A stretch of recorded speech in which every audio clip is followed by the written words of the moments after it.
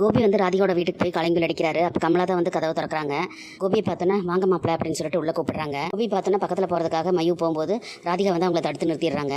கோபி அப்படியே தயங்கி வீட்டுக்குள்ளே வந்துட்டு அப்படியே சோஃபாவில் உட்காராரு ராதிகா பக்கத்தில். ராதிகா, நீ வீட்டிலேருந்து கிளம்பும்போது என்னெல்லாம் பேசினியோ அதெல்லாம் மட்டும்தான் வந்து என் காதலியே இப்போ வரைக்கும் கேட்டுக்கிட்டே இருக்கு. என் மனசும் அதை இதை நினச்சேதான் கவலைப்பட்டு இருக்கு அப்படின்னு சொல்லிட்டு கோபி சொல்கிறாரு.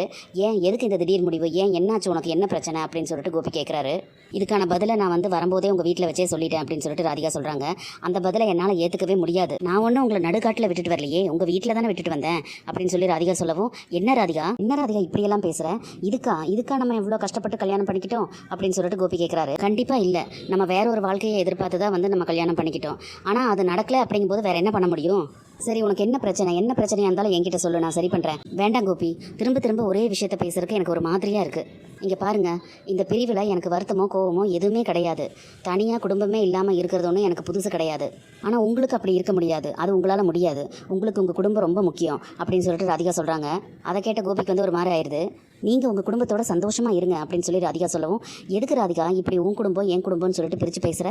நீயும் என் குடும்பம் தானே, மயுவும் என் குடும்பம் தானே அப்படின்னு சொல்லிட்டு கோபி சொல்லவும், கோபி அப்படின்னு சொல்லிட்டு தடுக்க ட்ரை பண்ணுறாங்க. ராதிகா, இப்போவே வாங்க நம்ம வீட்டுக்கு போகலாம், நீயும் மயுவும் கிளம்பி வாங்க நம்ம வீட்டுக்கு போயிடலாம். இல்லை நான் வந்துடுறேன், நான் போய் வீட்டுக்கு போய் என்னோட திங்ஸ் எல்லாத்தையும் எடுத்துகிட்டு இங்கேயே வந்துடுறேன். வேண்டாம் கோபி, அந்த வீட்டுக்கு நான் எத்தனையோ தடவை உங்களுக்காக நான் வந்திருக்கேன். ஆனால் இந்த தடவை நான் அங்கே வரதா இல்லை, நீங்களும் இங்கே வர வேண்டாம் அப்படின்னு சொல்லிட்டு ராதிகா சொல்கிறாங்க. நான் உனக்கு தேவையில்லையா, நான் இங்கே வர வேண்டாமா அப்படின்னு சொல்லிட்டு கோபி கேட்குறாரு. உங்களுக்கு தான் நாங்கள் வேண்டாம் கோபி, நீங்கள் கிளம்புங்க அப்படின்னு சொல்லிட்டு ராதிகா சொல்கிறாங்க. ராதிகா அப்படின்னு சொல்லிட்டு அப்படியே பார்த்துட்டு இருக்காரு கோபி. ராதிகா பேசின பேச்சை கேட்டுட்டு கமலாவே வந்து ராதிகா அப்படின்னு சொல்லிட்டு தடுக்க ட்ரை பண்ணுறாங்க. உடனே கோபி இருந்துட்டு போன்னு சொல்கிறையே, ஆனால் கடைசியாக ஒரு கேள்வி கேட்குறேன், அதுக்கு மட்டும் பதில் சொல்லு, அந்த பதிலை கேட்டுட்டு நான் போயிடுறேன் அப்படின்னு சொல்லி கோபி சொன்ன உடனே என்ன அப்படின்னு சொல்லிட்டு ராதிகா கேட்குறாங்க. நம்மளோட இந்த பிரிவு தற்காலிகமானதா இல்லை நிரந்தரமானதா அப்படின்னு சொல்லிட்டு பரிதவிச்சுட்டே வந்து கோபி கேட்குறாரு. இதுக்கான பதில் உங்களுக்கே தெரியும் அப்படின்னு சொல்லிட்டு ராதிகா சொல்கிறாங்க. எனக்கு எதுவுமே தெரியல, எனக்கு ஒரே குழப்பமாக இருக்குது. உங்களுக்கு உங்கள் குடும்பம் இருக்குது, நாங்கள் தேவையில்லை உங்களுக்கு அப்படின்னு சொல்லிட்டு ராதிகா சொல்கிறாங்க. அப்போ இந்த பிரிவு வந்து நிரந்தரமானதா, நீங்கள் கிளம்புங்க அப்படின்னு சொல்லிட்டு ராதிகா வந்து எல்லாம் உங்கள் மன நிம்மதிக்காக தான் நான் இந்த முடிவு எடுத்திருக்கேன் அப்படின்னு சொல்லிட்டு ராதிகா சொல்கிறாங்க. ராதிகா சொன்னதை கேட்டு கோபிக்கு அப்படியே பயங்கர அதிர்ச்சி ஆகுது. கோபி அப்படியே பார்த்துட்டு நிற்கிறத பார்த்தோன்னா ராதிகா இருந்துட்டு, நான் எடுத்த முடிவில் எந்த மாற்றமும் வரப்போகிறதில்லை, நீங்கள் முதல் கிளம்புங்க இங்கிருந்து அப்படின்னு சொல்லிட்டு சொல்கிறாங்க.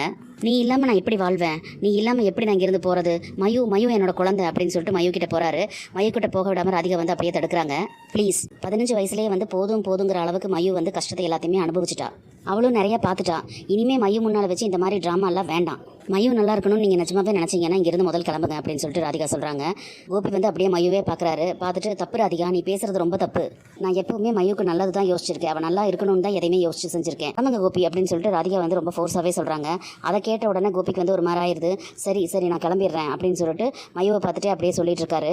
சரி ராதிகா, ஆனால் ஒன்று மட்டும் நான் கேட்குறேன், அடிக்கடி நான் வந்து மயுவையும் உன்னையும் வந்து பார்க்கலாம்ல, பேசலாம்ல அப்படின்னு சொல்லிட்டு கோபி கேட்குறாரு. வேண்டாம் அப்படின்னு சொல்லிட்டு ராதிகா சொல்கிறாங்க. அதை கேட்ட கோபிக்கு வந்து பயங்கரமே அதிர்ச்சி ஆயிடுது. ராதிகா அப்படி சொன்னதை கேட்டு கமலா மயுக்குமே வந்து ரொம்ப கஷ்டமாயிருது. இப்படியே பார்த்துட்டு இருக்காங்க. அப்போது நான் வந்து உங்களை பார்க்கவே கூடாது, இங்கே வரவே கூடாதா, நீங்கள் இங்கேயும் இனிமேல் வர வேண்டாம், போய் உங்கள் குடும்பத்தோட ரொம்ப சந்தோஷமாக வாழுங்க, கிளம்புங்க, உங்கள் உடம்பு நல்லா பார்த்துக்கோங்க அப்படின்னு சொல்லிட்டு கிளம்புங்கிற மாதிரி கை காமிச்சிடுறாங்க ராதிகா.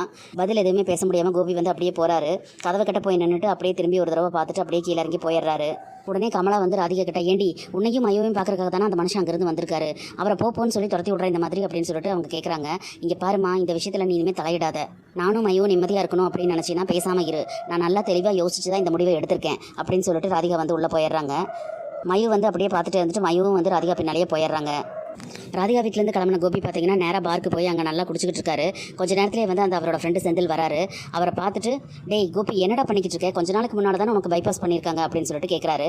கோபி வந்து காதில் கேட்காம அப்படியே நக்கலாக சிரிச்சுக்கிட்டு குடிச்சிட்டே இருக்காரு. டேய் நீ குடிக்கக்கூடாதுடா, என்னடா பிரச்சனை, எதாக இருந்தாலும் எங்கிட்ட சொல்லுடா, டேய் எதுக்கடா இப்படி குடிச்சிக்கிட்டு இருக்க, என்ன வேற எதுக்கடா இங்கே ஃபோன் பண்ணி வர சொன்னேன், என்ன பிரச்சனை சொல்லுடா அப்படின்னு சொல்லிட்டு அவர் கேட்குறாரு. உடனே கோபி இருந்துட்டு, ராதிகா அப்படின்னு சொல்லிட்டு கத்துறாரு. ராதிகாக்கு என்ன அப்படின்னு சொல்லிட்டு அவர் கேட்குறாரு. ராதிகா என்ன வேண்டான்னு சொல்லிட்டு போயிட்டாடா அப்படின்னு சொல்லிட்டு கோபி சொல்கிறாரு. என்னடா சொல்கிற, ராதிகா உன்னை விட்டு போயிட்டாங்களா அப்படின்னு சொல்லிட்டு அவர் கேட்குறாரு. எங்கள் வீட்டிலே வந்து எல்லாருமே ரொம்ப சந்தோஷமாக இருக்கலாம்னு சொல்லிட்டு தான் அந்த மாதிரி இருந்தோம். ஆனால் சரியான நேரம் பார்த்து என் நெஞ்சில் கத்தியை சொருகிட்டு நீ வேண்டவே வேண்டாம் அப்படின்னு சொல்லிட்டு அவள் பாட்டுக்கு போயிட்டாடா அப்படின்னு சொல்லிட்டு கோபி சொல்கிறாரு. ஏண்டா அவங்க போகிறேன்னு சொன்னால் நீ பாட்டுக்கு அப்படியே விட்டுட்டியாடா அப்படின்னு சொல்லிட்டு அவரோட ஃப்ரெண்டு கேட்குறாரு. ஏண்டா என்னை பார்த்து கேட்குற கேள்வியா இது, விடுவேனா, பின்னாலேயே போனேன், வீட்டில் போய் கெஞ்சினேன், காலில் விழுகாத குறையாக கெஞ்சினேன். செந்தில், என் மனசு ஓரமாக ஒரு நம்பிக்கை இருந்தது, ஏதோ கோவப்பட்டிருக்கா, ஏதோ கவலையில் தான் வந்து அந்த மாதிரி ஒரு முடிவு எடுத்திருக்கா, இது ஒரு தற்காலிகமான பிரிவு தான் தான் அப்படின்னு சொல்லி நான் நினச்சேன். ஆனால் இது வந்து நிரந்தரமான பிரிவு தான். நான் உங்கள் வீட்டுக்கு வரமாட்டேன், உங்கள் கூட சேர்ந்து வாழவும் மாட்டேன், மையவும் என்னையும் பார்க்க வரவே வராதிங்க அப்படின்னு சொல்லிட்டா அப்படின்னு சொல்லிட்டு சொல்கிறாரு கோபி. டே விடுறா, ராதிகா ஏதாவது கோவத்தில் சொல்லியிருப்பாங்கடா அப்படின்னு சொல்லிட்டு செந்தில் சொல்கிறாரு. டே கோவப்படுற அளவுக்கு எதுவுமே நடக்கலடா செந்தில், எதுவுமே நடக்கலடா. இது ட்ரிப்பெல்லாம் அரேஞ்ச் பண்ணி ரெசார்ட்டுக்கு என் மொத்த குடும்பத்தையுமே வந்து அவதாண்டா கூட்டிகிட்டு போனா. மார்னிங் டு ஈவினிங் நாங்கள் எல்லாரும் எவ்வளோ சந்தோஷமாக இருந்தோம் தெரியுமா. ராத்திரி திரும்பி வீட்டுக்கு வந்ததுக்கப்புறமா பெரிய குண்டா தூக்கி என் தலையில் போட்டா. நாளைக்கே வந்து நம்ம இந்த வீட்டை விட்டு நம்ம வீட்டுக்கு போகணும்னு சொன்னான். சரி நானும் கொஞ்சம் பேசி பார்த்தேன், ஆனால் எதுவும் நடக்கல. சரி ஓகே நம்மளும் போகலாம் அப்படிங்கிற மாதிரி நானும் வரேன்னு சொல்லிட்டேன். ஆனால் அடுத்த நாள் காலையில் நீங்கள் ஒன்றும் எங்கள் கூட வர வேண்டாம், நானும் மையம் மட்டுமே போகிறோம், நீங்கள் உங்கள் அம்மா கூடவே இருங்க அப்படின்னு சொல்லிட்டு அவள் பாட்டுக்கு கிளம்பி போயிட்டாடா. என்ன பண்ண சொல்கிற அப்படின்னு சொல்லிட்டு கோபி கேட்குறாரு. டேய் எனக்கு எதுவுமே புரியல, ஒரே குழப்பமா இருக்குடா அப்படின்னு சொல்லிட்டு அந்த செந்தில் சொல்கிறாரு. கோபியுமே எதுவுமே புரியாமல் அப்படியே வெக்ஸ் ஆகி அப்படியே கோபத்தோடு அப்படியே ஒரு பக்கம் பார்த்துட்டு அப்படியே உட்காந்துக்கிட்டு இருக்காரு. ராதிகா இப்படி திடீர்னு முடிவு எடுத்துகிட்டு போனதை வந்து கோபியால் ஏற்றுக்க முடியல. இப்போ திரும்பவும் குடிக்க ஆரம்பிச்சிருக்காரு. ஆல்ரெடி வந்து பைபாஸ் சர்ஜரி பண்ணியிருக்கு. இதனால் ஏதாவது ப்ராப்ளம் வருமா, மறுபடியும் இவருக்கு ஏதாவது உடம்பு சரியில்லாமல் ஆயிருமா என்னன்னு சொல்லி தெரியல. என்ன நடக்க போகுதுன்னு சொல்லி நம்ம பொறுத்திருந்து பார்க்கலாம் ஃப்ரெண்ட்ஸ். நம்ம வீடியோ பிடிச்சிருந்தா லைக் பண்ணி சப்ஸ்கிரைப் பண்ணுங்கள். தேங்க்யூ.